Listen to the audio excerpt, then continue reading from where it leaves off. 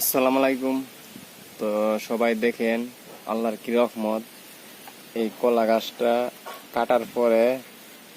কাটার পরে ভিতর দিয়ে কিভাবে আল্লাহর রহমতে কলার ছুরি আবার চলে আসলো। তো এটা দেখে সবাই একটু অনুভব করুন যে আল্লাহর কি রহমত, আল্লাহ কি না করতে পারে। তো এটা সবাই স্পষ্টভাবে দেখেন। গাছটা কাটার পরে গাছটার ভিতর দিয়ে আরেকবার আপনার কলার ছুরি আসলো। তো এগুলা না দেখলে তো সবাই বুঝবেন না যে আল্লাহর রহমত কি, আল্লাহর রহমত আল্লাহ কি না করতে পারে।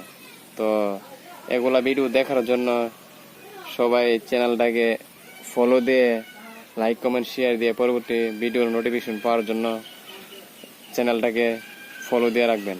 তো দেখেন আল্লাহর রহমতে